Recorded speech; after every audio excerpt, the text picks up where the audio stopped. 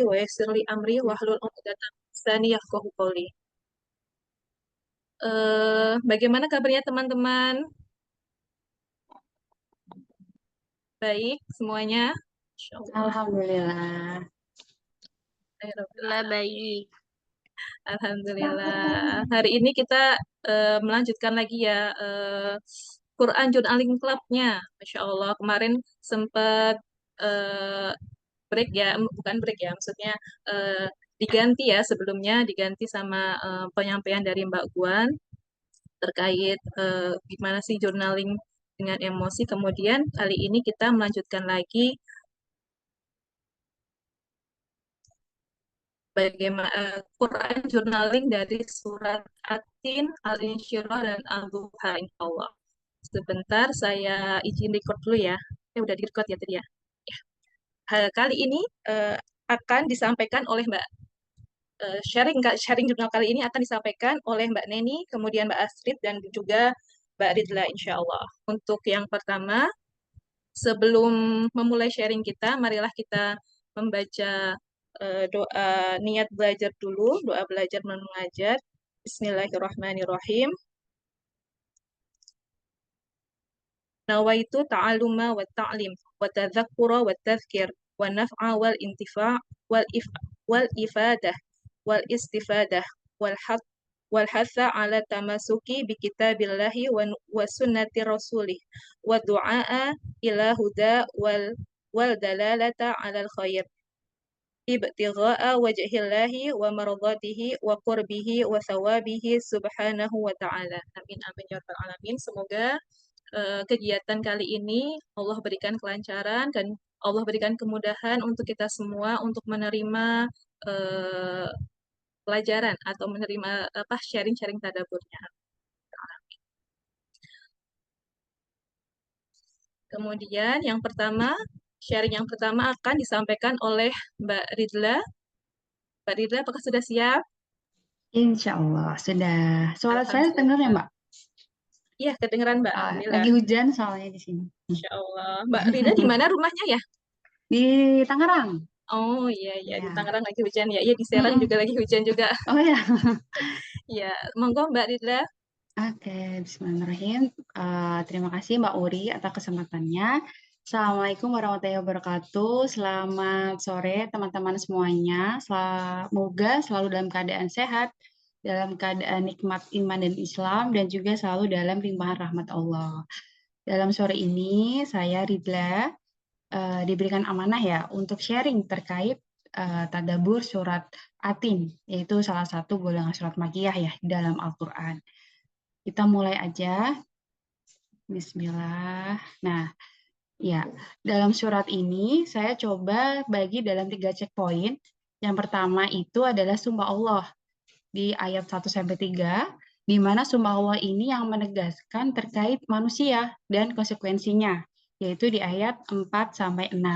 Lalu dengan adanya konsekuensi manusia tadi, ini menunjukkan bahwa Allah itu Maha Adil, yaitu keadilan Allah ayat 7-8. Selanjutnya, ya kita mulai dari pembahasan sumpah Allah dari ayat pertama, watini wazaitun, demi buah tin dan buah zaitun. Walaupun di sini sebetulnya ada dua nama buah yang berbeda, namun para ulama beranggapan bahwa sebetulnya merujuk pada sesuatu yang satu, yaitu menunjukkan di mana kedua buah tersebut tumbuh, yaitu di bumi Palestina, yaitu tempat diutusnya Nabi Isa ya, salah satu dari Nabi Ulul Azmi, Rasul besar. Nah, kenapa juga buah tin dan buah zaitun ini memiliki keistimewaan dari buah-buah lainnya? Karena buah tin dan buah zaitun memiliki kemiripan dengan ciri-ciri buah di surga. Contohnya, buah tin dan buah zaitun ini sangat mudah dipetik, jadi nggak perlu effort untuk memanjat gitu. Terus juga semua bagian dari buah ini bisa dimanfaatkan, jadi nggak ada yang kebuang. Lalu memiliki banyak manfaat, salah satunya kan juga minyak zaitun ya. Dan bahkan di Al-Quran juga disebutkan secara spesifik buah zaitun ini adalah pohon yang berkah, yaitu di Quran Surat An-Nur ayat 35. Lanjut ke ayat kedua, Waturi Sinin, demi Bukit Tursina. Di sini dipakai kata tur, gunung yang banyak pohonnya, beda ya sama Jabal, yang artinya gunung batu yang gundul, misalnya Jabal Nur atau Jabal Saur. Nah, Gunung Sinai ini ketika kita mendengar tempat ini, tentu kita akan langsung teringat bahwasanya disinilah tempat Allah memanggil dan mengajak berbicara Nabi Musa. Dan juga di sini terdapat di bumi Syam, negeri yang diberkahi, yaitu sesuai pada Quran Surat Al-Isra ayat 1. Selanjutnya di ayat ketiga, Wahadal baladil amin, demi kota yang aman ini, yang tidak lain dan tidak bukan adalah kota Mekah. Kenapa bisa disebut sebagai kota yang aman? Salah satunya yaitu di sini diharamkanlah semua tindakan kriminalitas ya, dan itu sudah ada sejak zaman jahiliyah. Bahkan keamanan kota Mekah ini dulu ketika ada orang Arab misalnya dibunuh, lalu keluarganya ingin balas dendam terhadap pelakunya dan tahu bahwa pelakunya itu ada di Mekah, maka pelaku tersebut tidak akan jadi dibunuh sampai pelaku tersebut keluar dari kota Mekah. Lalu di sini juga ayat 1 dan 2 berkaitan dengan negeri Syam ya, tempat diutusnya para nabi sebelum Rasulullah. Lalu disandingkan dengan ayat ketiga tentang Mekah, tempat diutusnya Rasulullah. Nah, itu kenapa? Karena untuk menunjukkan bahwa seluruh nabi dakwahnya itu sama sebenarnya, yaitu tentang tauhid, tentang beribadah itu hanya kepada Allah, meskipun dengan syariat yang mungkin berbeda. Selanjutnya, nah tadi kita sudah membahas tentang sumpah Allah, lalu kita lanjut ke kesempurnaan manusia. Ayat 1 sampai 3 tadi itu untuk menguatkan dan menegaskan atas firman Allah di Quran surat Atin ayat 4. Laqad khalaqnal insana fi ahsani taqwim. Sungguh kami telah menciptakan manusia dalam bentuk yang sebaik-baiknya. Buktinya apa? Banyak. Nah, 5 diantaranya. Yang pertama itu manusia diciptakan dalam bentuk tegak apabila berdiri. Beda ya sama hewan yang pada umumnya jalannya bungkuk atau jalannya menunduk. Nah, kemudian buktinya lagi manusia itu makan dengan tangan. Disinilah kita diberikan apa ya? Diberikan adab gitu kan. Beda sama hewan yang kebanyakan langsung sama mulutnya gitu ketika dia makan. Lalu manusia memiliki akal yang cerdas dan lisan yang menakjubkan. Dan di sini juga hebatnya Allah kasih kita akal ini untuk dengan adanya keterbatasan, kita jadi justru terdorong untuk menciptakan penemuan-penemuan yang bisa bermanfaat gitu. Lalu bukan hanya dari sisi bentuk anggota tubuh juga yang disebut sempurna, tapi juga dari sisi sifat dan akhlak. Dan kalau kita sadari juga Allah sudah memberikan kita bekal fitrah ya. Ada fitrah keimanan, ada banyak fitrah lainnya yang sebenarnya seharusnya bisa kita tumbuh suburkan untuk kita mencapai visi misi hidup di dunia ini. Lalu yang kelima, ini juga menakjubkan sih bahwa di Quran juga disebutkan bahwa penciptaan hewan dan tumbuhan itu sebenarnya untuk kepentingan manusia gitu. Jadi benar-benar Allah itu sangat peduli secara detail bahwa manusia itu diciptakan sebaik-baiknya dan Allah tuh juga yang udah mencukupkan kebutuhan-kebutuhan manusia di bumi ini gitu. Nah, dari situlah kita harus sadar bahwa Allah pun memerintahkan kita merenungkan bagaimana penciptaan manusia dengan maksud agar kita dapat mengambil manfaat sebagai tadi itu ya bekal kehidupan, sebagai misi kehidupan sebelum nanti akhirnya kita bertemu Allah semoga di akhirat kelak gitu.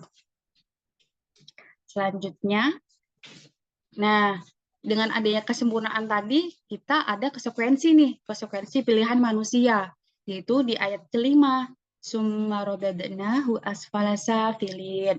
Lalu kami kembalikan dia ke tempat yang serendah-rendahnya. Asfala safilin ini terdapat dua pendapat tafsir. Yang pertama, itu adalah yang dimaksud masa tua yang pikun, masa tua yang kita tidak bisa melakukan ibadah yang ketika masa muda itu bisa dilakukan gitu ya. Karena kalau masa tua yang pikun kadang kita lupa ya, kayak misalnya waktu sholat, atau misalnya ibadah-ibadah sunnah. bisa jadi sudah lupa gitu. Dan di masa tua itu juga bersikap seperti anak-anak. Kita ngerasa lemah, mudah marah, mudah capek gitu. Itu tafsir yang pertama. Lalu tafsir yang kedua, itu pendapat Ibnu Katsir, itu maksudnya adalah tempat kembalinya orang-orang kafir, yaitu neraka jahanam. Nah, tapi ketika kita lihat yang poin berikutnya di ayat kelima, illalladzina amanu wa amilus solihati falahum ajrun ghairu mamnun, kecuali orang-orang yang beriman dan mengerjakan amal soleh, maka bagi mereka pahala yang tiada putus-putusnya. Di sini disebutkan beriman, bahwa ditegaskan iman itu tuh adalah kayak apa ya, kayak kunci ya, kunci di mana muara kita untuk bisa selamat dari tempat yang rendah-rendahnya tadi gitu, dan juga mengerjakan amal soleh, maka bagi mereka pahala yang tiada putus-putusnya. Nah, di sini juga ada dua pendapat tafsir, di mana yang pertama itu orang beriman di surga, pahala mereka itu nggak terputus, nggak berkurang, dan bahkan tidak terbatas gitu. Masya Allah. Terus pendapat yang kedua, tadi itu yang berkaitan dengan tempatnya rendah-rendahnya adalah masa tua yang pikun, di sini kita ditenangkan gitu. Sampai aja manusia beriman meskipun sudah tua atau pikun hingga tidak bisa melakukan ibadah yang biasanya dilakukan di masa muda, maka akan tetap mengalir pahalanya. Masya Allah, baik banget ya Allah ya. Jadi jangan khawatir ketika kita misalnya kelak dikasih nikmat pikun gitu ya, tapi masa muda ini mumpung masih muda kita bisa gunakan waktu sebaik-baiknya untuk bisa mencari bekal gitu.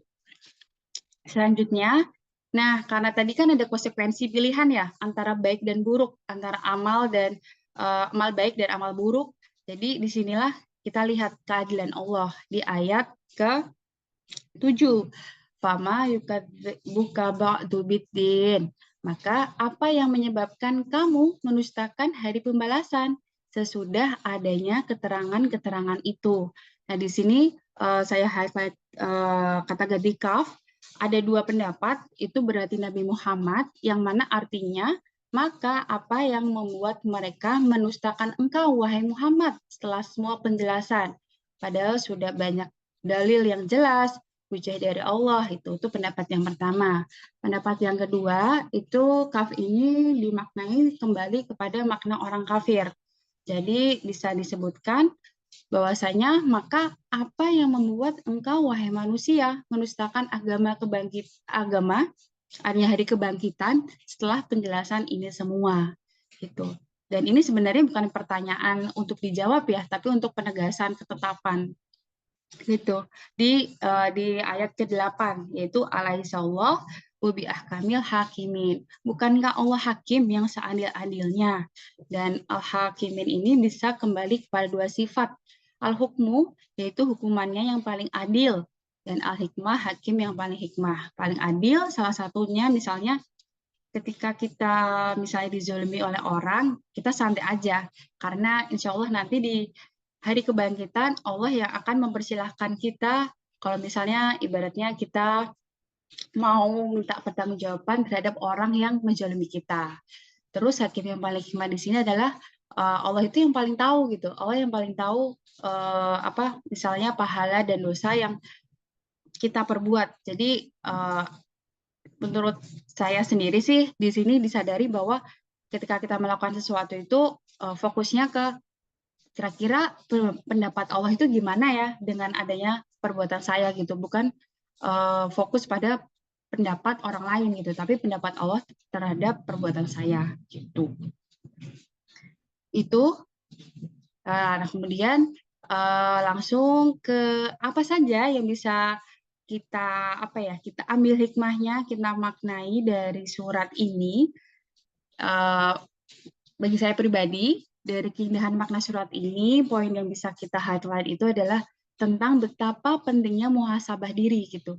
Seberapa jauh kita sudah berusaha untuk mendekati Allah, perbuatan apa yang sudah kita lakukan untuk memaknai karunia Allah, kesalahan apa saja yang mungkin membuat kita seringkali cemas gitu ya. Kalau saya pribadi tuh kadang tiba-tiba ngerasa cemas dan itu tuh entah kenapa. Jadi disitulah saya jadi sadar kayaknya ada yang aneh dari hubungan saya sama Allah gitu. Harusnya kalau misal saya dekat sama Allah itu tuh saya menyadari bahwa saya itu jadi nggak gampang cemas gitu. Nah, muhasabah ini juga dianjurin ya dalam Islam sebagai bahan introspeksi diri. Dari apapun yang kita lakukan, itu akan ada pertanggungjawaban kelak di hadapan Allah. Nah, dari surat ini juga Allah kan menegaskan ya bahwa Allah telah menciptakan kita dengan sebaik-baiknya.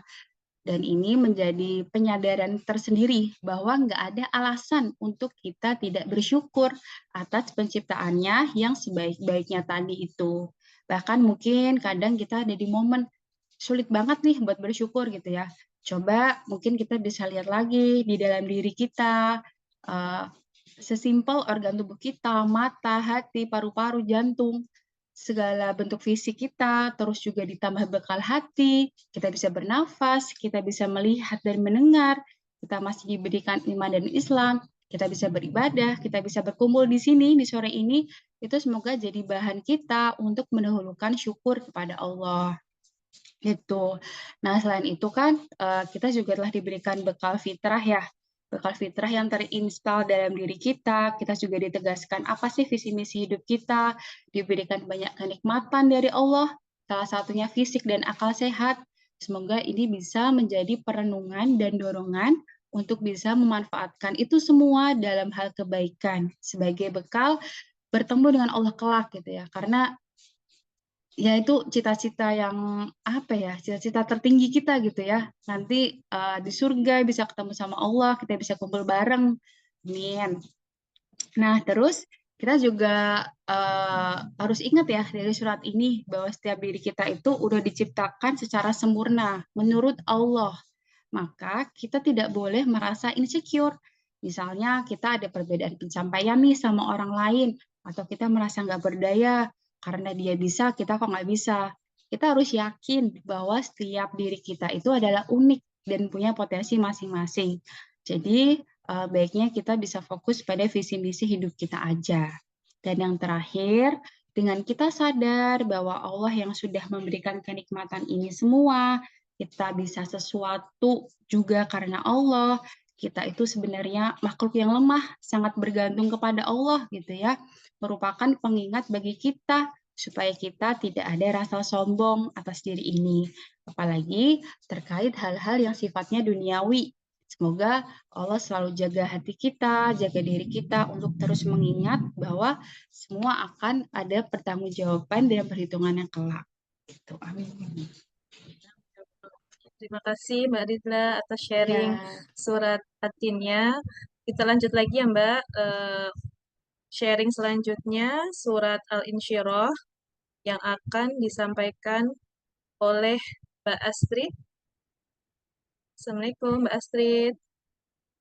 Waalaikumsalam Mbak Uri. Alhamdulillah. Silakan Mbak Astrid lanjutkan. Baik Mbak Uri, jazakillah khairan atas kesempatannya. Bismillahirrahmanirrahim. Rabbi shrahli sodari wa yassirli amri wahlul 'uqdatam min lisani yafqahu qawli. Assalamualaikum warahmatullahi wabarakatuh. Selamat sore teman-teman semua. Sebelum melanjutkan sharing, mungkin saya disclaimer dulu ya. Jadi saya itu sebenarnya bukan yang paling jago atau misalnya expert gitu dalam tadabur. Tapi saya yakin juga mungkin teman-teman semua di sini mungkin udah ada yang lebih lama atau lebih sering tadabbur ya daripada saya. Jadi sharing saya itu hari ini sebenarnya ditujukan utamanya itu sebagai pengingat diri saya sendiri gitu sebenarnya. Karena surat Al-Insyirah ini spesial banget sih buat saya. Karena kalau misalnya sedikit perkenalan ya teman-teman. Jadi sekarang ini saya domisilinya itu di Hangzhou, Cina. Dan saya itu baru pindah sekitar bulan lalu, di pertengahan lah, pertengahan akhir bulan lalu. Jadi ketika proses kepindahan itu sendiri juga pastinya perlu penuh dengan kesulitan dan tantangan gitu. Jadi ketika menghadapi kesulitan tuh berulang kali kayak, oke, kita baca dulu ulang-ulang Al-Insyirah gitu untuk apa ya? Untuk mengoptimiskan diri gitu bahwa apa namanya? Sesungguhnya di balik kesulitan itu selalu ada kemudahan gitu. Nah, baik, mungkin bisa lanjut Mbak, next slide. Jadi Al-Insyirah ini adalah surat yang ke-94, merupakan surat Makkiyah yang diturunkan sebelum Nabi hijrah. Jadi diturunkan setelah surat Ad-Duha ya. Jadi kalau misalnya nanti surat Ad-Duha akan di-sharing sama Mbak Neni ya. Jadi kalau misalnya kita bisa lihat itu surat Ad-Duha sama Al-Insyirah ini sama-sama membahas tentang nikmat yang Allah berikan kepada Nabi Shallallahu Alaihi Wasallam. Cuma bedanya kalau di surat Ad-Duha itu mungkin lebih fokus di nikmat yang zohir, sementara di Al-Insyirah ini terkait nikmat batin gitu, atau nikmat maknawi yang berkaitan dengan psikologis Nabi Muhammad. Jadi surat Al-Insyirah ini terdiri dari 8 ayat dan kalau saya sih membaginya menjadi 3 pembahasan. Jadi di ayat bagian pertama itu menceritakan tentang apa aja sih yang karunia yang telah Allah berikan gitu kepada Nabi di ayat pertama sampai keempat, menjadi penghiburan gitu bagi Nabi Muhammad, dijelaskan di ayat kelima dan sampai keenam. Kemudian di bagian terakhir ada petunjuk Allah di ayat 7 sampai 8. Baik, kita langsung masuk ke bagian yang pertama. Jadi, kenikmatan apa sih yang pertama? Yaitu alam nasroh laka sodarok. Jadi, bukankah kami telah melapangkan dadamu? Nah, di sini saya mau highlight 2 kata. Nasroh sama sodarok. Jadi, eh, kalau kita lihat di Al-Quran, nasroh itu kan akar katanya syaroha ya, yang artinya terbuka, lapang, mudah. Jadi di Al-Quran itu kata-kata yang berakar kata syaroha itu muncul 5 kali. Salah satunya di surat Al-Insyirah ayat 1 ini. Keempat lainnya itu ada di surat Al-An'am ayat 125 yang artinya, maka barang siapa yang Allah menghendaki, maka Allah akan memberikan kepadanya petunjuk. Niscaya dia melapangkan dadanya untuk memeluk agama Islam. Kemudian ada juga di surat An-Nahl ayat 106. Akan tetapi orang yang melapangkan dadanya untuk kekafiran, maka kemurkaan Allah menimpanya dan baginya azab yang besar. Dan di surat Thaha ayat 25, seperti yang kita ketahui bahwa Nabi Musa pernah berdoa, "Qala Rabbi shrah li sadri," yang artinya adalah, maka berkatalah Musa, "Ya Tuhanku, lapangkanlah untukku dadaku."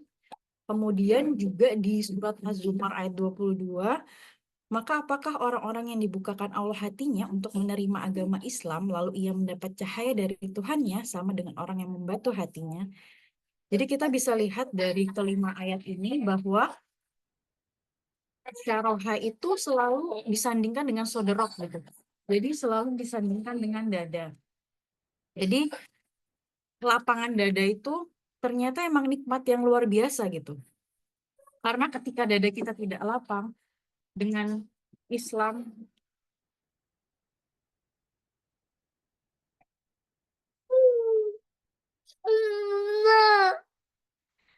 jadi ketika dada kita tidak lapang, jadi apa ya?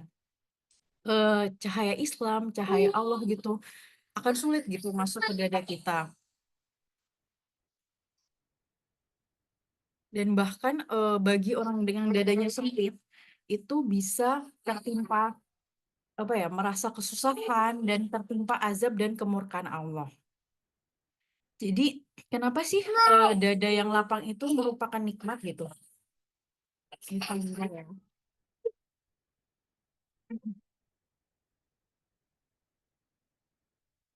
Mbak Wuri punten ya, izin bentar banget. Ya, Mbak.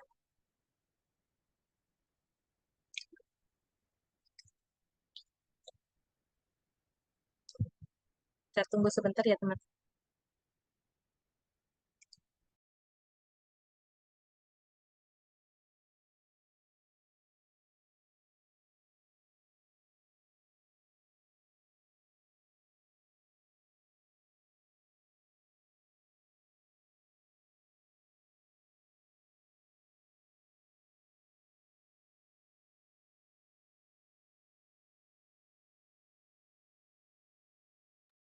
Maaf ya Mbak, tadi anakku nangis soalnya yang kecil.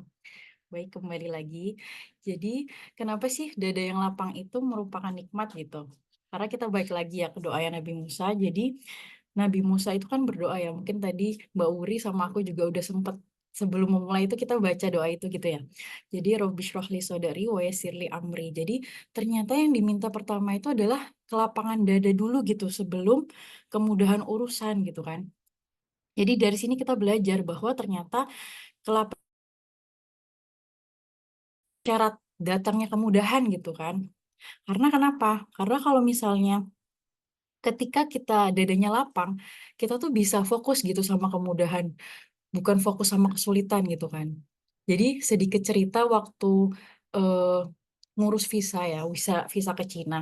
Jadi itu kan ternyata emang diperlukan beberapa dokumen gitu kan. Dan ada beberapa dokumen yang aku nggak tahu gitu yang ternyata perlu disiapkan. Jadi ketika udah siap-siap nih ke tempat pengurusan visa, terus di sana dibilang sama petugasnya, oh maaf Mbak, ini belum ada nih pengurusan dokumen A, B, C gitu kan.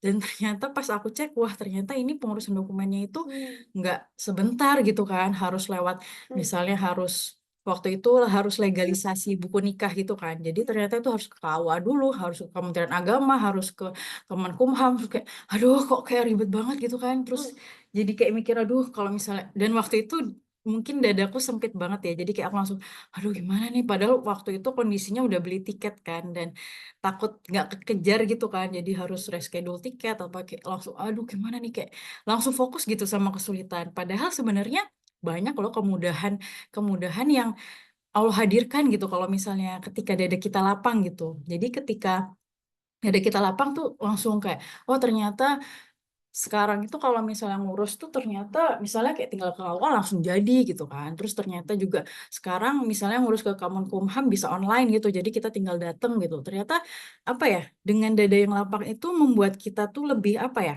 fokus sama kemudahan gitu, nggak fokus sama kesulitan. Jadi kita bisa lihat kemudahan-kemudahan itu untuk apa namanya, mencari solusi gitu, untuk menyelesaikan permasalahan yang kita hadapi. Dan juga dengan dada yang lapang itu bisa membuat kita gembira dan siap dalam merespons setiap perintah Allah. Maksudnya apa nih? Nah, jadi apa namanya ya? Ketika misalnya ada perintah nih, misalnya sholat malam. Oke, ayo sedekah. Oke, sedekah langsung gitu kan.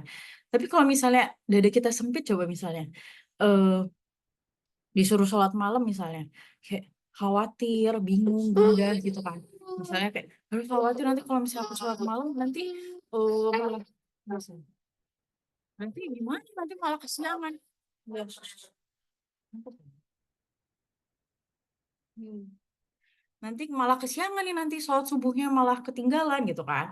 Terus habis itu nanti kalau misalnya aku sedekah gimana nih? Mending nanti uangku nggak cukup lagi misalnya. Mending ditabung aja nih, atau misalnya bisa buat beli yang lain-lain nih. Nah, itu tuh berarti kan di saat itu kita tuh dadanya tidak lapang gitu kan, sempit gitu kan. Nah, kenapa?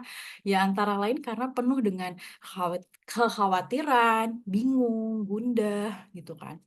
Terus lemah, merasa tidak mampu. Jadi misalnya contohnya kayak, yuk kita hafalan Quran yuk. Ih nggak bisa mah, kalau aku mah nggak bisa hafalan gitu. Padahal belum dicoba gitu, udah bilang nggak bisa duluan. Padahal misalnya setelah dicoba, ya ternyata misalnya alhamdulillah bisa gitu. Karena sebenarnya Al-Quran itu adalah ilmu yang paling mudah untuk dihafal gitu kan ternyata. Nah, terus juga ada beberapa penyakit hati lainnya seperti takut yang tidak pada tempatnya, sedih, malas, kikir gitu kan. Nah, jadi kalau misalnya hati kita sempit, terus apa nih yang harus kita lakukan gitu kan? Ya ibarat misalnya sebuah meja gitu ya. Ada meja kita penuh sama hal-hal yang nggak berguna gitu ya.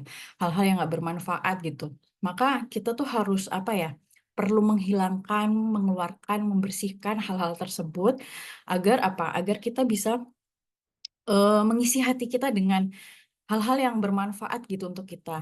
Bisa kita isi dengan nikmat-nikmat Allah, petunjuk Allah, ilmu Allah, cahaya Allah gitu. Tapi ketika itu udah penuh sama segala penyakit hati itu, gimana mau masuk gitu? Maka cahaya Allah dan petunjuk Allah itu akan susah gitu masuk ke hati kita. Jadi eh, apa namanya kita perlu gitu untuk mungkin menyadari, oh aku nih ternyata masih banyak nih misalnya kekhawatiran atau kelemahan gitu kan. Jadi kita sadari dulu gitu. Setelah kita sadari kita berdoa gitu. Kita minta sama Allah, ya Allah bantu aku untuk bisa melapangkan dadaku dan juga menghilangkan rasa-rasa penyakit-penyakit hati ini dari dadaku. Karena kelapangan dada ini emang sebenarnya modal utama banget gitu ketika kita menghadapi ujian dan juga merespon setiap perintah Allah. Iya.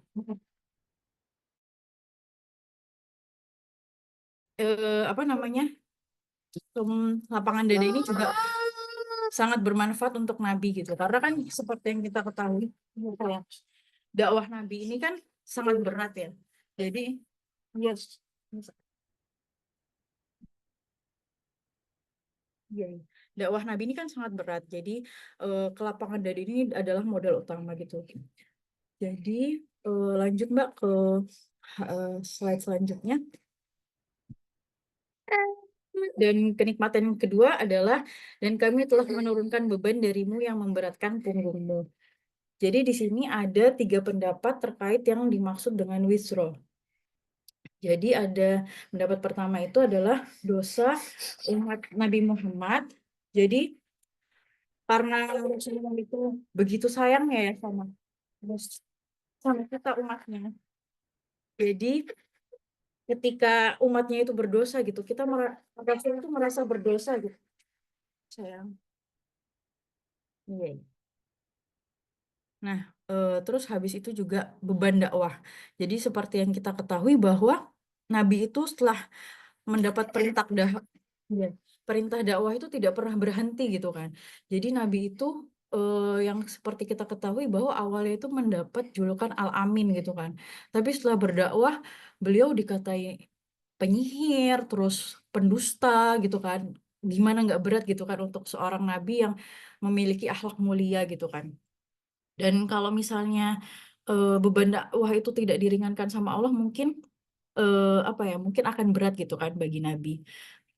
Kemudian juga dosa Nabi Shallallahu Alaihi Wasallam. Nah, di sini kan ada beberapa pendapat juga kalau yang bilang sebenarnya Nabi kan nggak berdosa ya. Nah, tapi ternyata ijma ulama itu berkata bahwa Rasul dan seluruh nabi itu memang terpelihara atau terjaga dari kesalahan atau dosa besar gitu. Jadi dosa-dosa yang terkait penyampaian wahyu, terus habis itu dosa-dosa yang terkait merendahkan diri, harkat dan martabat gitu, seperti bohong, berdusta, mencuri dan lain-lain gitu. Tapi setiap nabi itu mungkin gitu untuk melakukan dosa kecil gitu, termasuk Nabi Muhammad. Nah, apa nih hikmahnya kenapa kok Nabi itu masih berdosa-dosa kecil gitu kan. Itu untuk mencontohkan sama kita gitu, gimana seseorang itu bertaubat kepada Allah. Karena seperti yang kita ketahui bahwa setiap manusia itu, setiap anak Adam pasti pernah melakukan kesalahan. Dan sebaik-baiknya orang yang melakukan kesalahan adalah mereka yang mau bertobat gitu kan. Dan tapi seseorang itu, iya ya sayang. Seorang mukmin itu ketika melihat dosa itu tuh bagaikan dia duduk di bawah sebuah gunung yang akan menimpanya. Sementara munafik melihat dosanya seperti lalat yang kayak ya udah lewat terus tinggal ditepis gitu. Jadi kayak nggak peduli gitu kan. Nah, padahal sebenarnya beban atau dosa itu berat gitu. Bahkan bagi para nabi yang melakukan dosa-dosa kecil tuh berat banget gitu. Makanya di sini Allah sampaikan di ayat ketiga, Alladzi anqadha dzahrak. Jadi yang memberatkan punggungmu. Jadi kalau misalnya seperti yang kita ketahui bahwa kalau bebannya ringan pasti nggak mungkin kan ditaruh di punggung. Biasanya kita bawa pakai tangan gitu kan. Tapi kalau ditaruh di punggung kan biasanya beban yang berat gitu kan. Kayak peribahasa berat dipikul, ringan dijinjing gitu kan. Nah jadi dari ayat ini kita bisa merefleksi ya. Jadi apakah ketika kita berdosa itu kita merasa gelisah gitu kan? Atau misalnya selama ini kita melakukan dosa terus kayak menganggap hal sepele gitu kan? Nah, terus lanjut lagi wa rafa'na laka dzikrok dan kami tinggikan sebutan namamu bagimu. Jadi ketika ayat ini turun, tadi kan masih Makkiyah ya, jadi sebelum Nabi hijrah. Di mana di saat itu Islam tuh masih terpuruk, Nabi masih dicaci maki gitu kan. Tapi di sini Allah bilang bahwa nanti tuh namamu tuh akan ditinggikan gitu Muhammad gitu kan. Berarti ini kan sebuah busyra gitu kan, kabar gembira untuk Rasulullah bahwa suatu saat nanti Islam itu akan jaya dan Rasulullah itu namanya akan ditinggikan gitu, disebut-sebut gitu kan. Seperti yang kita ketahui sekarang itu penyebutan nama Allah itu sering banget selalu mungkin ya diiringi dengan penyebutan nama Nabi Muhammad seperti dalam syahadat, azan, iqomah gitu kan. Terus habis itu juga kita juga bersolawat gitu kepada Nabi Muhammad ketika tasyahud. Dan Nabi Muhammad itu laksana pintu gitu menuju Allah. Untuk kita tahu cara beribadah kepada Allah, terus habis itu menauhidkan Allah, itu kan harus bersumber dengan Al-Quran dan sunnah dari Nabi Muhammad gitu kan. Dari sini refleksi pribadiku sebenarnya lebih ke ini sih, kabar gembira sih. Jadi kan mungkin sekarang ini agama Nabi itu mungkin tidak terlalu berjaya ya di dunia.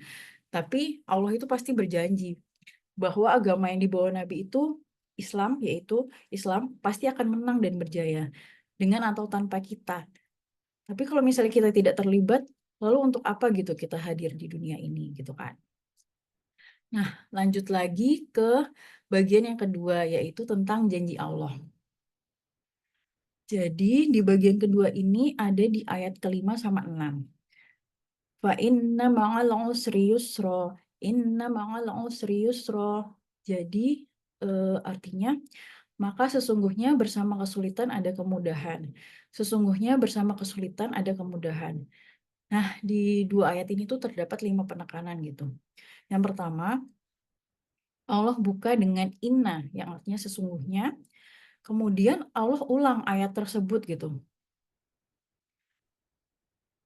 Nah, pengulangan yang Allah lakukan ini menjadi pelajaran gitu buat kita.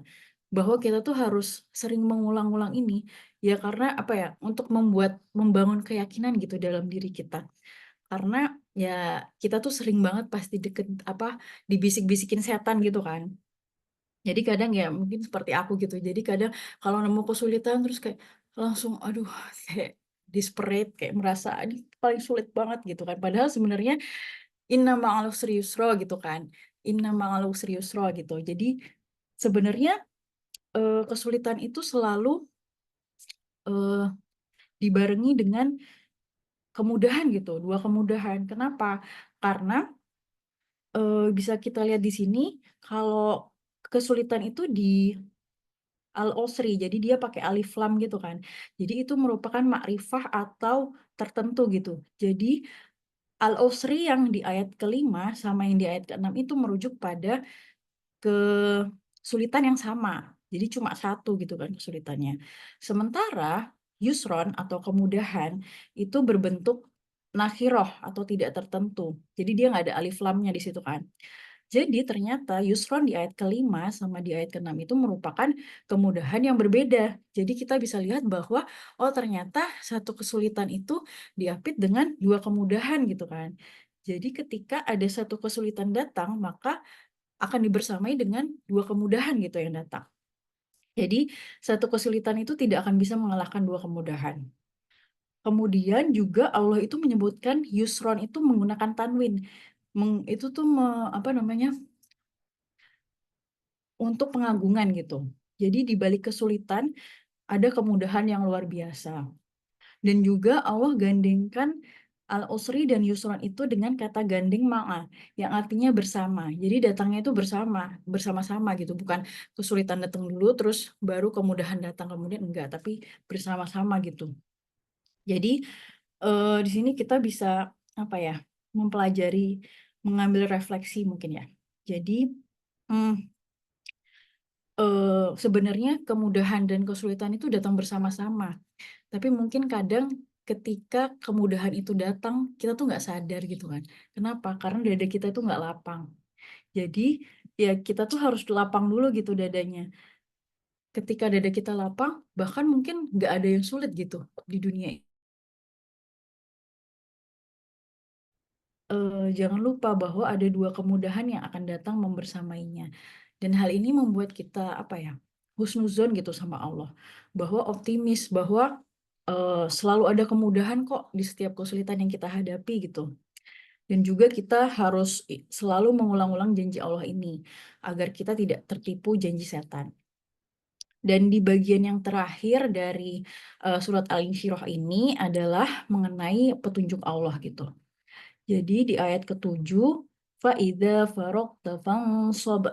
Jika engkau telah selesai, maka bangkitlah. Jadi ada 2 pendapat yang dimaksud faragta fansab. Yang pertama adalah jika selesai dari ibadah yang satu, maka bangkitlah untuk ibadah yang lainnya. Jadi di sini misalnya contohnya kita udah selesai sholat, habis itu langsung dilanjutkan berdoa. Terus habis itu setelah sholat wajib, terus habis itu sholat sunnah gitu kan. Kalau yang kedua, jika selesai dari pekerjaan duniawi, maka bangkitlah atau seriuslah untuk ibadah. Nah di sini tuh, jadi kayak misalnya kita, habis kerja gitu terus sholat gitu kan. Jadi di sini kita diingatkan bahwa dunia itu sebenarnya hanya perantara gitu, untuk kita fokus kepada akhirat gitu. Jadi serius itu jangan hanya untuk dunia aja, tapi malah sebenarnya akhirat tuh harus lebih serius gitu. Dan kemudian kalau ditinjau dari bahasanya, jadi kalau farokta itu kan artinya kamu selesai, kamu menyempurnakan gitu kan. Jadi di sini pelajaran buat kita adalah kalau kita ngerjain sesuatu itu harus tuntas gitu sampai selesai. Dan setelah selesai, fangsoba, jadi langsung segera siap-siap gitu lagi yang yang lain gitu kan. Dan ini mengajarkan juga ke kita bahayanya waktu kosong gitu. Karena kan salah satu nikmat yang menipu itu adalah waktu senggang ya, waktu kosong ya. Jadi ketika kita udah alhamdulillah gitu, maka kita langsung lanjut nih, bismillah lagi gitu. Dan petunjuk Allah yang kedua itu adalah wa ila rabbika farghab, dan hanya kepada Tuhanmu lah kamu berharap. Nah, kalau kita lihat di sini kan wa ila rabbika farghab. Jadi kalau susunan misalnya kita di bahasa Indonesia SPOK-nya gitu ya. Di sini tuh harusnya kan predikat dulu ya, tapi malah predikatnya itu kata kerjanya tuh diakhirkan gitu. Malah kepada Tuhanmu lah yang didulukan gitu kan. Nah, berarti karena si ila rabbika ini didulukan, maka ada faedah pembatasan gitu. Bahwa kita itu jangan berharap gitu kepada selain Allah. Jadi hanya kepada Tuhanmu lah kamu berharap gitu. Kita harus ikhlas gitu kan. Jadi ketika kita tadi sudah berusaha nih di ayat yang ke-7, maka jangan menggantungkan usaha itu kita pada diri kita sendiri gitu, tapi kita tawakal kepada Allah gitu. Karena seperti yang di surat Ali Imran, jika Allah menolongmu, tidak ada yang dapat mengalahkanmu, dan jika Dia membiarkanmu, tidak memberimu pertolongan, maka siapa yang dapat menolongmu setelah itu? Oleh karena itu, hendaklah kepada Allah saja orang-orang mukmin bertawakal. Dan kalau kita lihat yang di ayat 7 kan kayak, kok emang nggak capek gitu ya? Kayak terus-terusan ada istirahatnya gitu kan. Ternyata, kalau bagi muslim itu sebenarnya nggak ada loh rasa capek dan lelah gitu ketika kita tuh, betul-betul berharap kepada Allah gitu. Karena ya itu tadi kita berharap gitu, berharap, balasannya itu hanya dari Allah gitu. Balasannya apa? Yaitu pahala dan surga gitu, di mana kita bisa bertemu Allah kelak di surga gitu, diberi salam oleh malaikat gitu kan. Terus kalau misalnya balasannya seindah itu, emang ada yang terlalu besar gitu yang bisa kita korban. Jadi kalau bisa disimpulkan, slide selanjutnya Mbak, apa aja yang kita pelajari dari surat ini? Yang pertama adalah berusaha dan berdoa gitu, minta kelapangan dada. Terus habis itu, berusaha dan berdoa minta kelapangan dada, karena kelapangan dada itu adalah nikmat yang terbesar gitu kan. Kemudian gimana nih biar kita lapang? Ya kita salah satunya adalah membersihkan dada kita dari penyakit hati. Kemudian juga kita harus menghindari nih bermaksiat atau dosa, kemudian beristighfar. Karena setiap dosa yang kita lakukan itu memberi titik gitu di hati kita. Dan jika titik itu udah terlalu banyak, maka akan menyulitkan petunjuk Allah atau cahaya Allah itu untuk masuk ke dalam hati kita gitu. Kemudian kita juga harus selalu husnuzon nih kepada Allah, optimis bahwa selalu ada kemudahan gitu. Kemudian kita juga harus mengisi dada atau hati kita dengan petunjuk Allah dan nikmat Allah. Kemudian seperti yang tadi ya, bahwa ada kabar gembira nih dari Allah bahwa Islam itu kelak akan jaya kembali gitu kan. Maka kita harus berkontribusi nih untuk kemenangan Islam sesuai dengan bidang kita masing-masing gitu kan. Dan teruslah bekerja keras, beramal, jangan sampai ada waktu kosong gitu kita beramal. Karena yang kita harapkan kan pahala gitu. Jadi rugi kan kalau misalnya ada waktu kosong kita untuk mendapatkan pahala tapi nggak dapat pahala gitu kan. Dan yang terakhir adalah berharap balasan hanya pada Allah, ikhlas dan tawakal. Dan ini ada next slide Mbak. Ada beberapa doa yang bisa kita baca untuk memohon kelapangan dada dan kemudahan urusan, yaitu antara lain doanya Nabi Musa ya. Rabbi shrahli sadri wa yassirli amri wahlul 'uqdatam min lisani yafqahu qawli. Ya Rabbku, lapangkanlah untukku dadaku dan mudahkanlah untukku urusanku dan lepaskanlah kekakuanku dari lidahku supaya mereka mengerti perkataanku. Ini ada di surat Thaha ayat 25 sampai 28. Kemudian ada juga doa berlindung kepada Allah dari penyakit hati. Ya Allah, sesungguhnya aku berlindung kepada Engkau dari kebingungan dan kesedihan. Aku berlindung kepada Engkau dari lemah dan malas. Aku berlindung kepada Engkau dari pengecut dan kikir. Dan aku berlindung kepada Engkau dari lilitan hutang dan kesewenang-wenangan manusia. Dan juga ada doa memohon pertolongan nih kepada Allah.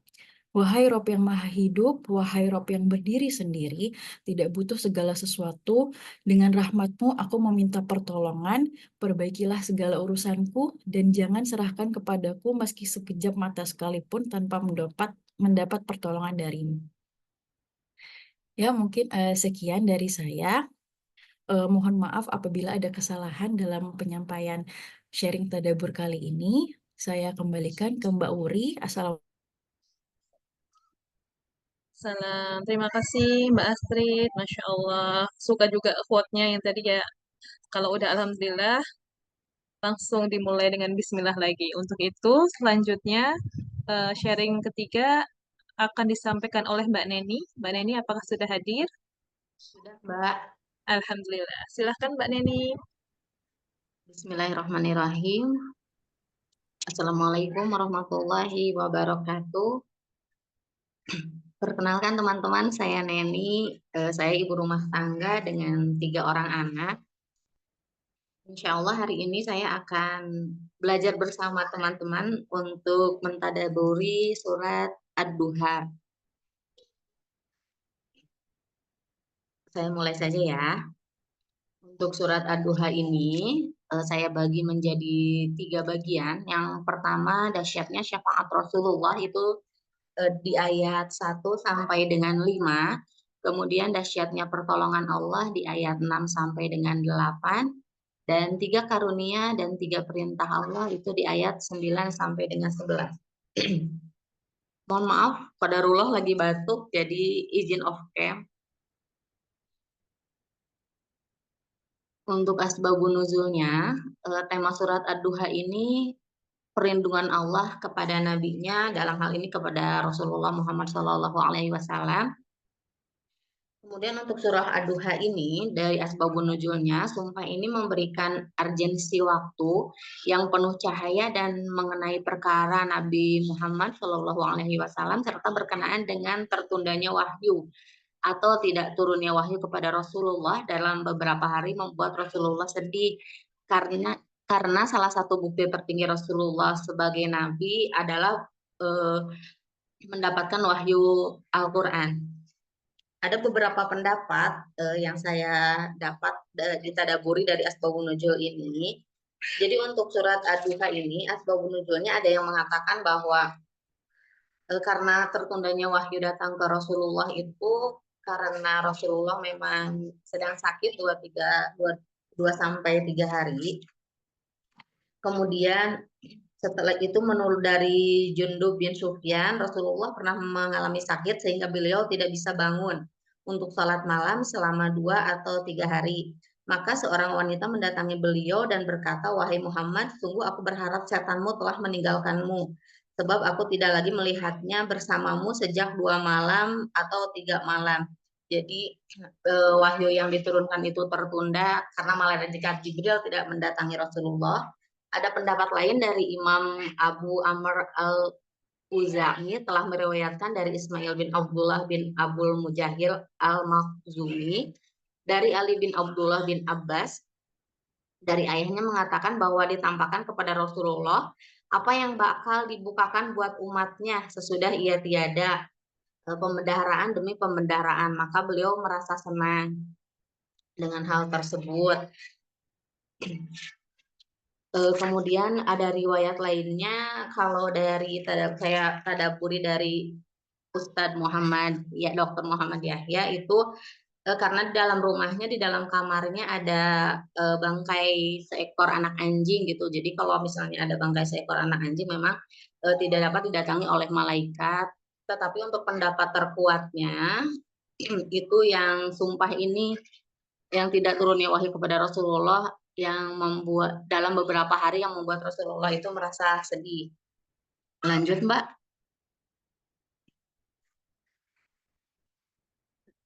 Untuk ayat pertama itu wadduha, itu sumpah Allah di waktu duha demi waktu matahari sepenggalahan naik. Jadi kalau surat Al-Lail itu surat sebelumnya sumpah Allah itu di waktu malam kemudian siang. Kalau ini kebalikannya, dari siang kemudian malam. Ada 4 makna dari ad-duha ini sendiri. Awal waktu siang ketika matahari bergerak, tengahnya matahari, munculnya matahari, cahaya di siang hari seluruhnya. Jika disimpulkan secara umum ini waktu ketika matahari sudah naik 1 tombak, artinya sudah memasuki waktu duha, waktu pagi ketika orang sudah mulai melakukan aktivitas, waktu yang menggeliatkan kehidupan, itu sumpah Allah. Jadi di waktu duha ini, untuk ayat pertama ini, Allah memberikan solusinya dahulu.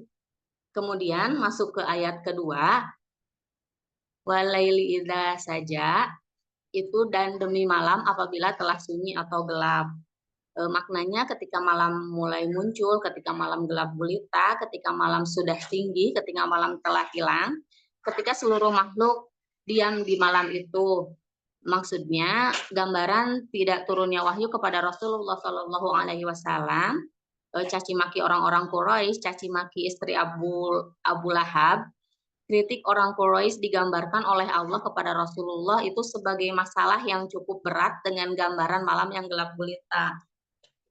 Jadi untuk ayat kedua ini gambaran kesulitan yang terjadi seperti itu, yang dialami Rasulullah, kemudian Allah beri solusinya di ayat pertama. Lanjut, Mbak. Kemudian untuk ayat 3, mawadda'aka rabbuka wa ma qala, Tuhanmu tidak meninggalkan kamu dan tidak pula benci kepadamu.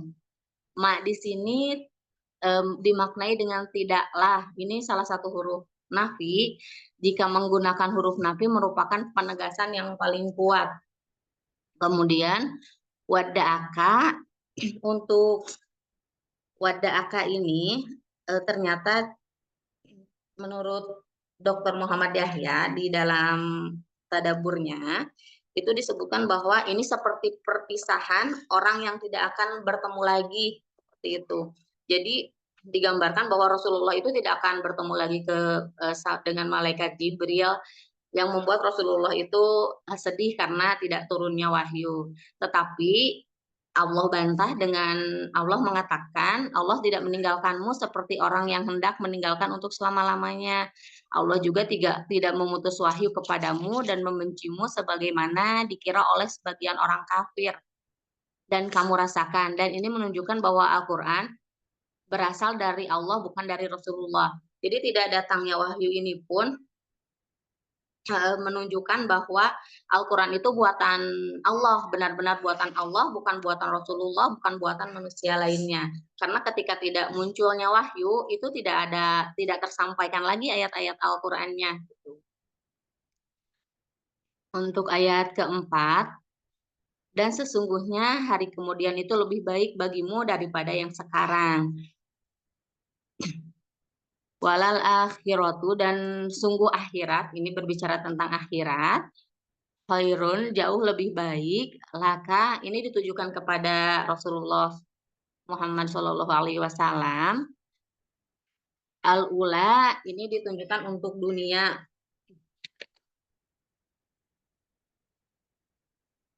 Yang pertama dimaknainya itu untuk akhirat itu surga Allah di akhirat nanti. Jadi untuk saat ini itu baru permulaan dan nantinya akan Allah berikan surga di akhirat nanti. Karena Allah mau meluaskan makna, jadi tidak hanya untuk dunia.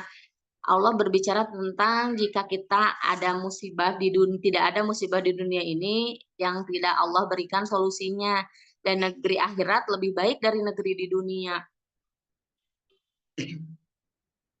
Allah membukakan kepada Rasulullah bahwa umatnya akan diberi kemenangan. Dari sini Rasulullah dikokohkan oleh Allah untuk prinsip kehidupannya, prinsip yang harus diyakini bahwa Allah menjanjikan kepada Rasulullah bahwa Allah akan memberikan kemenangan untuk umat Rasulullah. Dan negeri akhirat itu adalah negeri yang baik.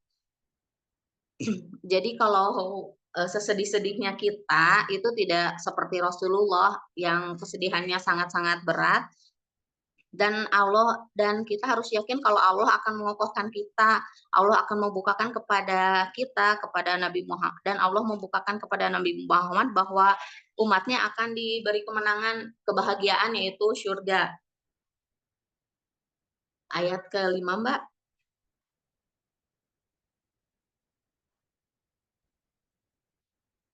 Wala syaufa yu'tika rabbuka fatardo, dan kelak Tuhanmu pasti memberikan karunia-Nya kepadamu lalu hati kamu menjadi puas. Ini untuk pemberian Allah kepada Nabi sampai membuat Nabi ridho.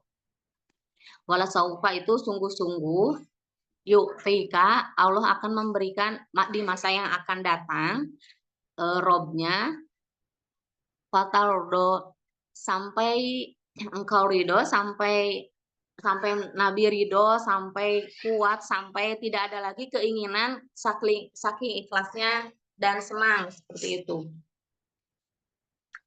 Maknanya Allah menjanjikan kepada Nabi Muhammad itu mengarahkan kepada kemenangan. Allah memberikan telaga dan syafaat kepada Rasulullah, ini pendapat yang paling kuatnya. Kemudian kebahagiaan dan kesuksesan yang membuat Rasulullah ridho. Di ayat 5 ini Allah menjanjikan akan memberikan pertolongan kepada umat Nabi Muhammad dan syafaat di akhirat. Jadi untuk maknanya, untuk makna utamanya ini dari Ibnu Abbas, semua umat Rasulullah dimasukkan ke surga. Itu yang membuat Rasulullah bahagia dan akhirnya Rasulullah itu ridho. Karena syafaat itu kan puncak nikmat sehingga Rasulullah itu ridho. Lanjut, Mbak.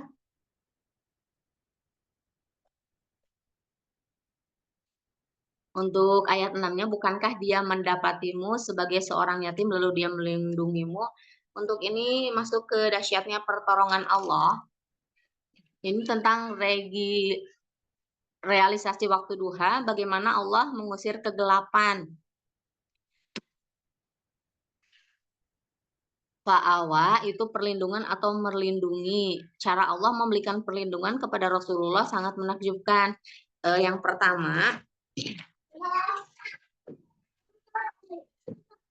pertama itu ketika Rasulullah kecil, Rasulullah itu memang dijauhkan di Mekah karena kondisi Mekah saat itu sedang dalam kondisi kurang sehat untuk anak kecil. Tempat yang lebih baik secara kesehatan untuk anak kecil itu saat itu di luar kota Mekah. Kemudian bahasa di sana sudah tidak murni benar-benar bahasa Arab, ada bahasa-bahasa lainnya. Dan bahasa yang lebih murni itu bahasa di desa, yaitu di tempatnya ibu susunya Rasulullah, itu di tempatnya Halimah. pelajaran yang diambil di ayat 6 ini, kita tidak punya support atau bantuan. Ketika kita tidak punya support, ketika kita tidak punya bantuan, jangan pernah putus asa karena ada Allah yang akan memberikan solusi kepada kita. Jadi jika sekering-keringnya sumur sampai kering, itu tidak usah sedih, ibaratnya seperti itu. Karena setelah keringnya sumur itu akan muncul solusi dari Allah yang tidak pernah kita duga. Itu. Kemudian untuk ayat 7-nya, dan dia mendapatimu sebagai seorang yang bingung, lalu dia memberikan petunjuk. Menurut para mufassir, ini Rasulullah sedang mencari petunjuk. Rasulullah tidak mengetahui atau belum memiliki pemahaman, kemudian Allah beri hidayah. Rasulullah berpikir mencari penyelesaian dan Allah yang langsung mengirimkan solusinya. Di sini juga disebutkan bahwa Rasulullah tidak mengetahui penjelasan dari Al-Qur'anul Karim karena tidak ada satupun orang yang bisa menjelaskan seperti itu. Dan kemudian Allah memberikan hidayahnya kepada Rasulullah Shallallahu Alaihi Wasallam. Lanjut, Mbak.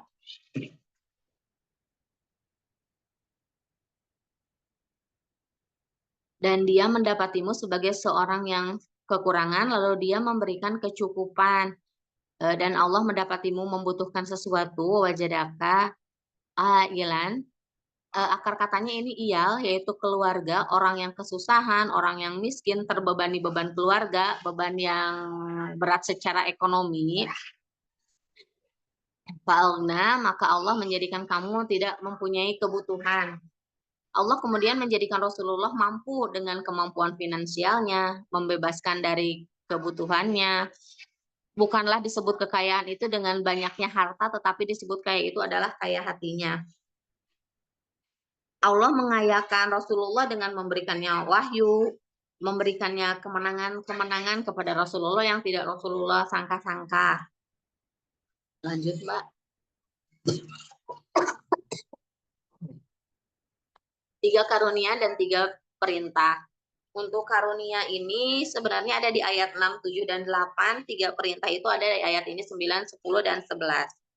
Untuk ayat 9-nya, sebab itu terhadap anak yatim janganlah kamu berlaku sewenang-wenang. Adapun terhadap anak yatim janganlah kamu menguasai dan menghinakan. Tidak memandang sebelah mata anak yatim. Kemudian tidak menyakiti juga anak yatim. Ayat 10-nya, dan terhadap orang yang meminta-minta janganlah kamu menghardiknya.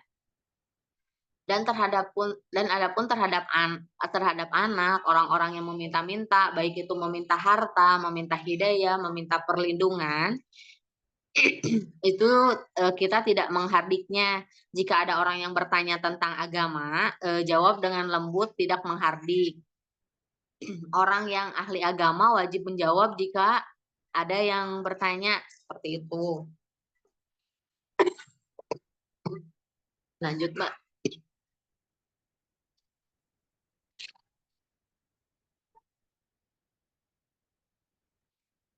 Kemudian untuk ayat 11-nya, dan terhadap nikmat Tuhanmu maka hendaklah kamu siarkan. Siarkan itu didakwahkan. Maka terhadap nikmat Robmu, yang pertama itu nikmatun, kelembutan yang menyamankan hati jika satu namanya nikmat. Yang kedua, jangankan semua nikmat, satu nikmat yang kita dapatkan ucapkanlah, itu sebarkanlah. Jadi jika kita mendapatkan sesuatu nikmat, boleh disebarkan, didakwahkan, tetapi dengan catatan dijaga hatinya supaya tidak ujub, tidak sombong, tidak ria. Maknanya menyadari bahwa nikmat itu berasal dari Allah dan kemudian bersyukur kepada Allah. Memuji Allah, nikmat Al-Quran, bacakan, kemudian dakwahkan, nubuah, sampaikanlah risalah, tampakkanlah karunia Allah. 3 karunia Allah itu di ayat 6, 7, 8. Allah memberikan perlindungan, Allah memberikan petunjuk, dan Allah memberikan kecukupan. Dan 3 perintah Allah di ayat 9, 10, 11 itu tidak menguasai dan menghina anak yatim, tidak menghardik orang yang meminta-minta, meminta harta, meminta hidayah, meminta perlindungan. Jika menolak, tolaklah dengan lemah lembut.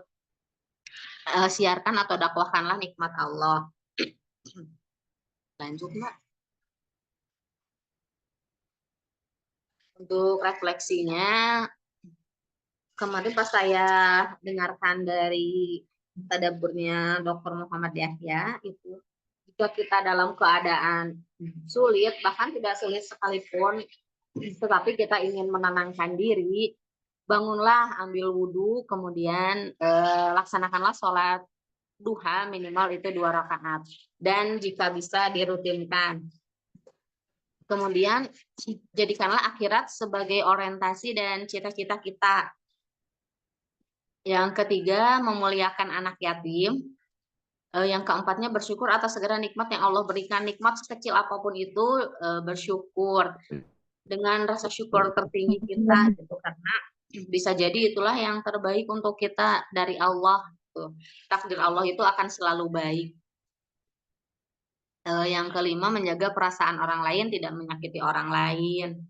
Seperti itu, Mbak. Dilanjut, Mbak.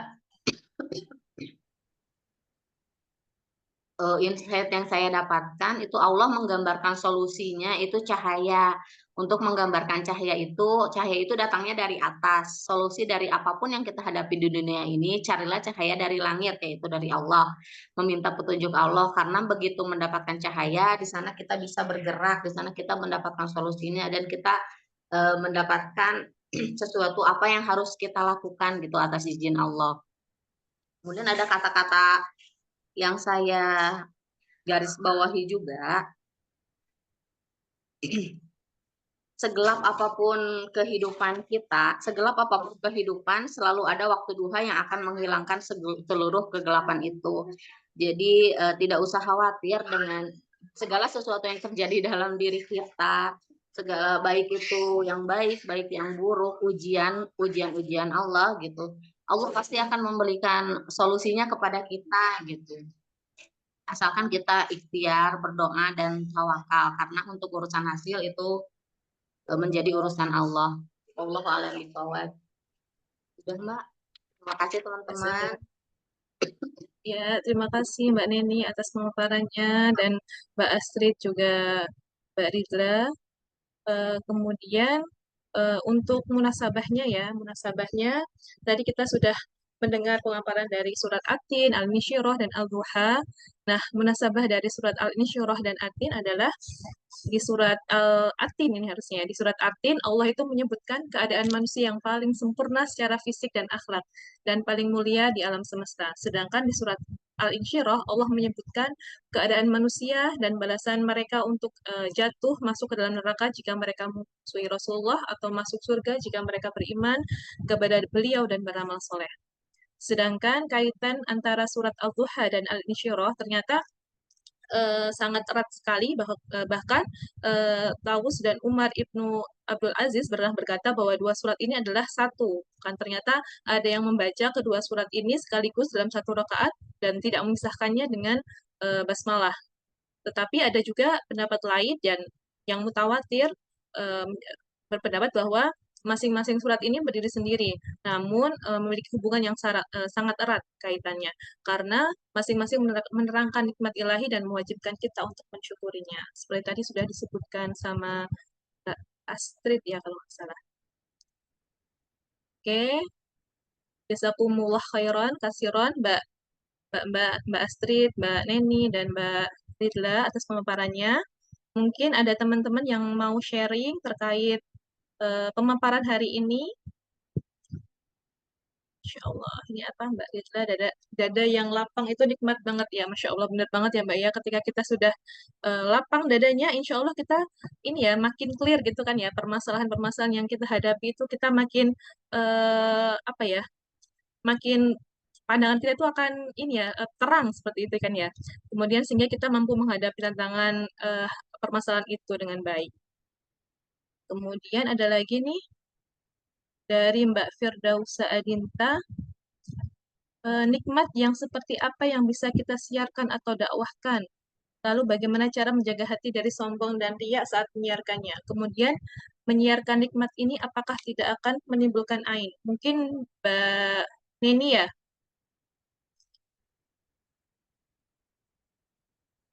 Mbak Neni, Assalamualaikum. Ya, Mbak.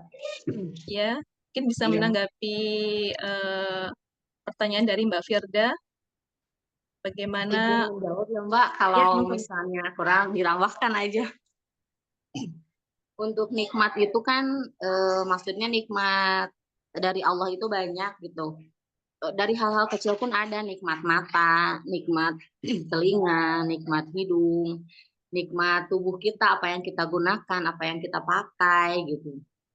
Cara mendakwahkannya bukan yang saya pahami itu tidak selalu harus, kalau saat ini kan gembar-gembornya medsos ya, tidak harus selalu di medsos gitu. Menggunakan mata untuk menggunakan nikmat sesuai dengan fungsinya. Mata untuk melihat yang baik-baik. Kemudian tangan untuk menggenggam yang baik-baik. Kaki untuk melangkah yang baik-baik. Apa yang kita gunakan itu apa yang kita pakai secara tidak langsung ketika kita berjalan. Ketika kita berjalan, ketika kita bertemu orang, itu ketika orang melihat ke kita dan ketika melihat kita dengan penampilan kita yang menutup aurat dengan sempurna menurut kita, yang menutup aurat dengan sempurna itu pun bagi saya sudah merupakan bagian dari dakwah gitu. Jadi tidak harus selalu yang besar karena kita masih fakir ilmu, saya pribadi masih fakir ilmu, tetapi dengan cara apa ya, mensyukuri nikmat-nikmat kecil aja dulu gitu. Kemudian apakah terhindar dari ria, ujub, sombong? Ya, karena untuk rata-rata memang kan semua tergantung dari niat gitu. Karena jika niat kita baik, ya hasilnya pun akan baik. Menjaga hati aja, terus perbanyak taubat aja gitu. Jadi ketika misalnya niat kita memang baik, ketika orang berpandangannya berbeda, tidak apa-apa karena kita tidak bisa menguasai orang lain gitu. Itu di luar jangkauan kita sebagai manusia. Jadinya perbanyak taubat aja. Terus apakah tidak akan menimbulkan ain? Nah, untuk kalau saya rasa kalau di medsos, iya mungkin gitu. Ada orang-orang yang iri karena kan manusia itu tidak semuanya suka sama kita gitu. Pasti akan ada orang yang tidak suka, wajar, manusiawi. Jadi ya kita berharapnya berbanyak istighfar, perbanyak taubat supaya dan minta pertolongan sama Allah supaya Allah hindarkan dari ain itu sendiri gitu. Karena tujuan kita itu kan berdakwah dan dakwah itu salah satu kewajiban kita sebagai muslim. Wallahu a'lam bishawab, Mbak. Jazakallahu khair, Mbak. Benar sekali bahwa kita itu wajib apa ya, Mbak, menciarkan nikmat gitu kan ya. Gak harus nikmat yang besar kayak itu kan. Maksudnya yang ya kayak nikmat sehat itu udah nikmat gitu kan ya. Tadi sudah disebutkan bahwa kita bisa mendengar, kita bisa melihat itu sudah merupakan nikmat kayak gitu kan ya. Dan apa namanya jangan sampai kita iya apa namanya menyombongkan diri atau pamer gitu kan ya. Karena apa tergantung niat kita lah ya. Jangan sampai kita apa ya apa namanya menciarkan nikmat tapi ternyata dalam hati kita mungkin ada terbesit kesombongan seperti itu. Ya, terima kasih Mbak. Kemudian ya insya Allah nanti rekamannya. Oh ya, ya monggo Mbak. Aku mungkin nambahin sedikit ya Mbak Uri tentang apa namanya mensiarkan nikmat ini. Jadi kadang-kadang kan kita bingung gitu ya antara kita itu sebenarnya eh, ingin berbagi tapi takut ria gitu atau takut dibilang ujub atau apa. Nah, supaya kita tuh lebih mudah gitu ngecek niat kita sebelum kita nge-share apa-apa kita pastiin dulu kita berbagi ini atau kita mensiarkan nikmat itu niatnya kita adalah fokus untuk kita itu memperlihatkan ke orang bahwa ini loh begini loh Allah bisa memberi nikmat kepada seseorang gitu atau supaya mereka itu yakin juga atas nikmat Allah, bahwa mereka juga bisa gitu mendapatkan rezeki gitu misalnya, atau mendapatkan pemberian-pemberian Allah, anugerah dari Allah juga gitu. Sebagaimana Allah memberi kepada kita gitu. Jadi niatnya kita bukan untuk membesarkan diri kita dengan kita diberi nikmat itu, bukan untuk supaya kita dapat pujian, bukan untuk supaya orang tahu bahwa kita hebat dan deserve dan bahwa kita itu pantas mendapatkan itu, enggak, tapi yang kita tekankan di situ bahwa ini karena kuasanya Allah gitu. Akhirnya saat kita memberi nikmat itu, kita malah akan jadi lebih humble, bukan malah kita jadi ria gitu. Jadi kalau misalnya ada perasaan ria, mungkin di switch aja gitu mindsetnya ke situ. Nah, jadi dan kalau ada ria, kita juga bisa membiasakan, oh kalau misalnya saya nge-share ini, kira-kira apa sih alasannya saya nge-share ini? Apakah saya berharap ada orang yang nge-like? Apakah saya berharap ada orang yang memuji saya? Berarti kalau seperti itu, mungkin kita menahan diri untuk nggak nge-share gitu. Kenapa sih saya sharing makanan? Oh, supaya orang tahu saya makan enak gitu kan. Mungkin ada perasaan kayak gitu. Sebenarnya kita sendiri tahu apa nikmat kita, apa niat kita gitu di balik action kita nge-share sesuatu. Jadi kita pastiin dulu sebelum itu apakah ketika saya nge-share ini saya berharap ada orang yang yang muji gitu, yang orang yang wow, oh dia Masya Allah ya bisa makan ini atau bisa ke tempat ini gitu, tempat bagus dan sebagainya.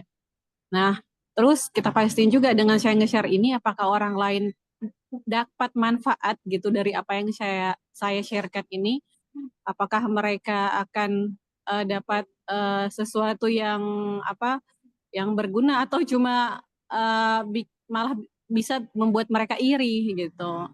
Jadi itu sih sebenarnya cara untuk mengecek niat kita gitu sebelum kita nge-share apa-apa dengan tujuan untuk men-sharekan nikmat Allah tadi. Ya, Masya Allah, jazakillah khair Mbak Rakwan. Dan sekali Ya. kita harus ini ya, cek dan recheck niat kita ya. Masya Allah. Mungkin ada lagi yang mau bertanya atau sharing?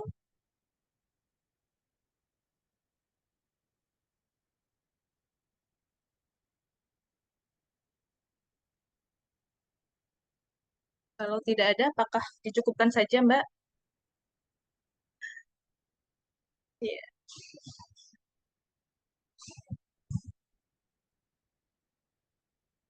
Iya. Ya, terima kasih. Jazakumullah khairan semuanya, Mbak-mbak yang sudah hadir, Mbak Neni, Mbak Astrid, dan Mbak Ridla yang juga sudah memaparkan materi. Semoga materi yang telah disampaikan kita bisa eh, apa membuat membuat amalan-amalan gitu kan ya. Tidak hanya sebatas kita sudah mendengarkan terus udah gitu kan ya. Kita bisa action setelah mendengar materi-materi tadi. Eh, Mungkin itu saja yang dapat kami sampaikan. Mohon maaf atas kesalahan dan kekhilafan yang kami lakukan. Eh, Marilah kita tutup dengan istighfar 3 kali, kemudian doa kafaratul majlis dan surat Al-Asr. Astaghfirullahaladzim, astaghfirullahaladzim, astaghfirullahaladzim. Subhanakallahumma wa bihamdika asyhadu an la ilaha illa anta astaghfiruka wa atubu ilaik. Wal asri innal insana lafi khusr illa alladziina aamanu sholihati wa tawassaw bil haqq. Jazakumullah khairan semuanya. Izin izin ditutup ya. Assalamualaikum. Assalamualaikum warahmatullahi wabarakatuh.